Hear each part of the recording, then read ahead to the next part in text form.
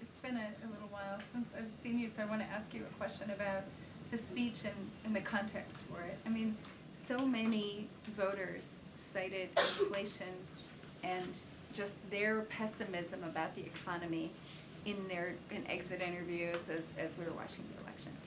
So what is the purpose of sort of going out and saying, well, we did all this right against that backdrop? It's kind of like water under the bridge, right? You know, sort of your account of the economic progress is against the backdrop of people having said, no, that's not what we want to do. Well, as I tried to express in my topper here, in my introductory remarks, the purpose was really twofold. One was to lay out a set of benchmarks. I mean, I think the president quoted Reagan in the speech saying sometimes facts can be stubborn things, but they are facts. So lay out a set of facts that are unequivocally correct about above trend growth, trending at 3% on real GDP, lowest average unemployment in 50 years, 16 million jobs, and so on, real gains in average income of $4,000 since we got here. Lay down a set of facts, benchmark 20 million new businesses, small businesses created.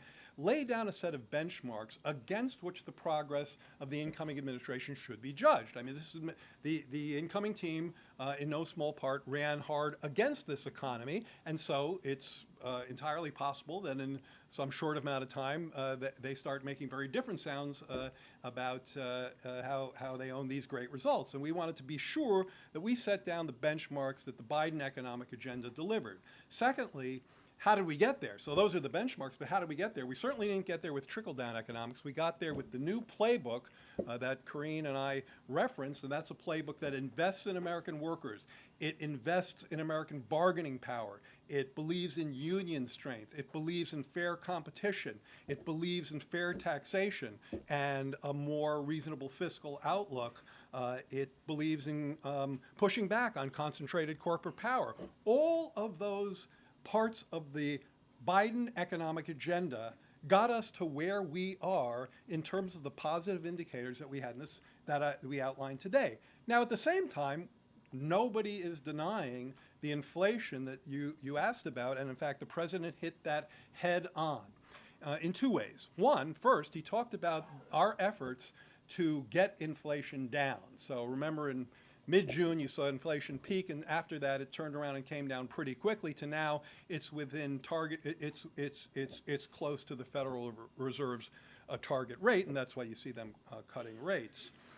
And so how did we get there? Well, we did a great deal of work on trying to unsnarl supply chains. The president talked about his release of oil from the strategic reserves, and of course, a full set of cost-cutting measures going after junk fees, healthcare, and so on.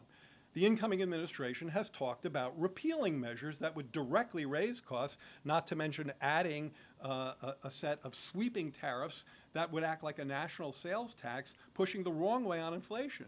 So it seems to us entirely important to reference all of those developments in this case.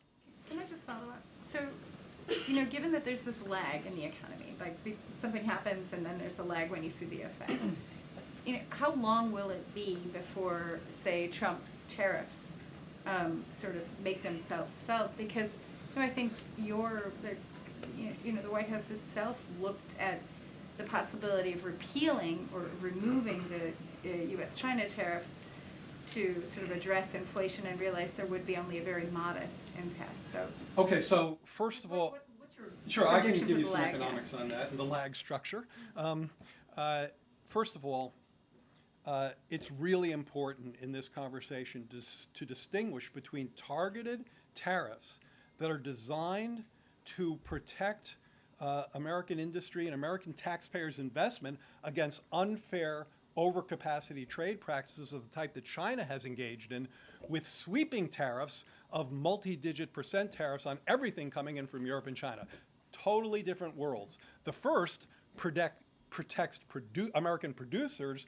The second hurts American consumers.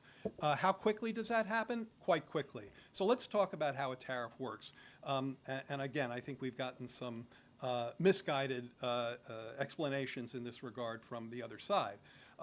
The other country doesn't, the exporting country doesn't pay the tariff. technically, the tariff is paid by the importing company. It's paid upon customs receipt by the importer. Now, that business then typically pushes that tax or tariff forward to their consumers. And that's why studies have shown that fairly quickly, I don't want to cite a number, but I think it's months versus, I don't want to cite a time period, but I think it's more months than quarters. So pretty quickly, I think we've seen in the past.